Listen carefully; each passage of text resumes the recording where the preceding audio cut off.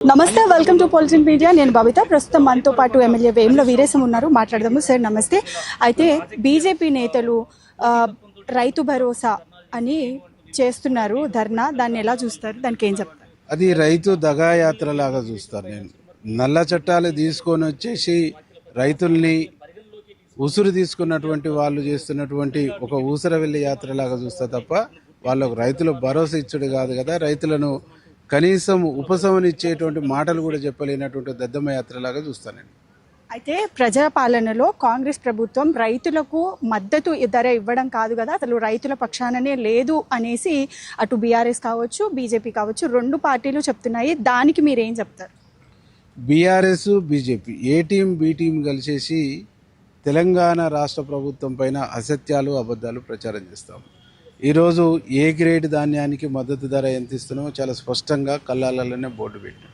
B grade ధాన్యానికి మేము ఎంత రేట్ ఇస్తున్నామో చాలా మద్దతు ధరను స్పష్టంగా పెట్టినాం.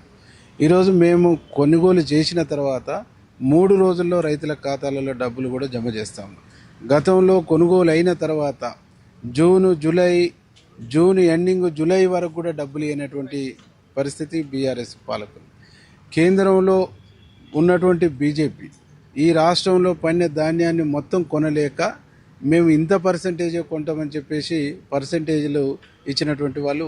కాబట్టి వీళ్ళు మద్దతు ధర గురించి, రైతుల సంక్షేమం గురించి, రైతుల గురించి మాట్లాడితే దయాలు వేదాలు వల్లించినట్టుంటే తప్ప ఇంకోటి ఉండదు. అయితే ఒకవైపు తడిసిన ధాన్యాన్ని కూడా కొంటున్నామని మంత్రులు స్టేట్మెంట్స్ ఇస్తున్నారు, కానీ మరోవైపు ప్రతిపక్షాలు మాత్రం దాన్ని తోసిపుచ్చుతున్నాయి, దాన్ని కొట్టేస్తున్నాయి.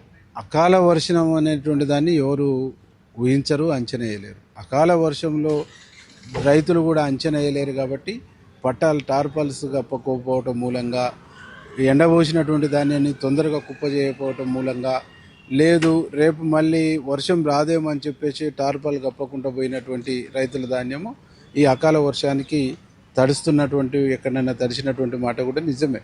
ఆ తడిసిన ధాన్యాన్ని కూడా, రంగు మారినటువంటి ధాన్యాన్ని కూడా కొనేటువంటి బాధ్యత మాది అని మా ప్రభుత్వం ప్రకటించింది, కొంటుంది, కొన్నది కూడా.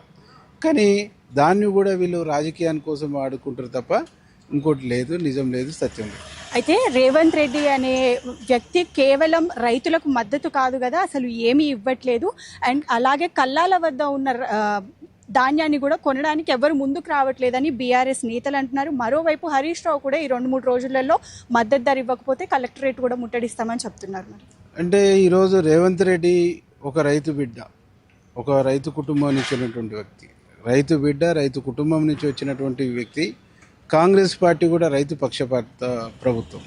ఆనాడు రాజశేఖర రెడ్డి గారు 24 గంటల ఉచిత కరెంట్ ఇచ్చినా కానీ, ఆ తర్వాత రైతులకు సంబంధించినటువంటి అనేక ఇరిగేషన్ ప్రాజెక్టులు తీసుకొచ్చి రైతులకు సాగునీళ్లు, తాగునీళ్లు ఇవ్వటంలో కానీ అనేక స్కీముల్ని, అనేక సంస్కరణలు కూడా కాంగ్రెస్ గవర్నమెంట్లో మొదలైంది. ఇలా ఉచిత విద్యుత్ పేటెంట్ అంటేనే కాంగ్రెస్ అంటేనే ఉచిత విద్యుత్ అంటేనే కాంగ్రెస్. కాబట్టి అట్లాంటి కాంగ్రెస్ పార్టీ ప్రభుత్వాన్ని ఈ రాష్ట్రంలో నడుపుతున్నటువంటి గౌరవ ముఖ్యమంత్రి రేవంత్ రెడ్డి గారు ఈరోజు అత్యధిక దిగుబడి తెలంగాణ రాష్ట్రంలో వచ్చింది. 1,50,00,000 పైచిలకు మెట్రిక్ టన్నుల ధాన్యం ఈ రాష్ట్రంలో వచ్చింది. ఈ ధాన్యంలో ఇంత పెద్ద ఎత్తున దిగుబడి ఎప్పుడు కూడా రాలేదు. వాళ్ళు కాళేశ్వరం కూలిపోయింది, రైతుల పొలాలు ఎండిపోతున్నాయి, కాళేశ్వరం బాగు చేయండి, ఒక పిల్లర్ కుంగిపోయింది, అది బాగు చేస్తే రైతులు బాగుపడతారు, రైతులు బాగుపడటం ఇష్టం లేదా రేవంత్ రెడ్డి గారని మాట్లాడిన వాళ్లకు వాళ్ళ చెంప మీద కొట్టినట్టుగా ఈరోజు కళ్ళ ముందు పంటలు కనిపిస్తూ ఉన్నాయి. వరి పంటలు ఎండిపోయినాయి అని చెప్పారు.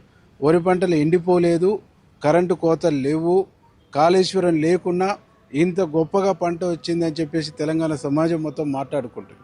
తెలంగాణ సమాజం మాట్లాడుకుంటున్నటువంటి, తెలంగాణ సమాజం చర్చించుకుంటున్నటువంటి, తెలంగాణ రైతాంగం చర్చించుకుంటున్నటువంటి ఈ చర్చని, పాజిటివ్ చర్చని, దీన్ని తప్పుదోవ పట్టియటం కోసం, దీన్ని పక్కదారి పట్టియటం కోసం, ఈ ప్రభుత్వాన్ని, మా ముఖ్యమంత్రిని బదనం చేయడం కోసం వీళ్ళు ఆడుతున్నటువంటి ఏ టీం బి టీం ఆడుతున్నటువంటి డ్రామా తప్ప ఇంకోటి లేదు. రైట్, చూసినాం కదా. ఏ టీం బి టీం అంటే BRS party, BJP party Congress ప్రభుత్వం చేస్తున్న, రైతులకు మద్దతుగా చేస్తున్న న్యాయ పోరాటాన్ని చూసి తట్టుకోలేకే, ఓర్వలేకే ఇవన్నీ మాట్లాడుతున్నారు అంటున్నారు MLA Vemula Veeresham. Video journalist Salman రాజ్తో బబిత, పొలిటిన్ మీడియా.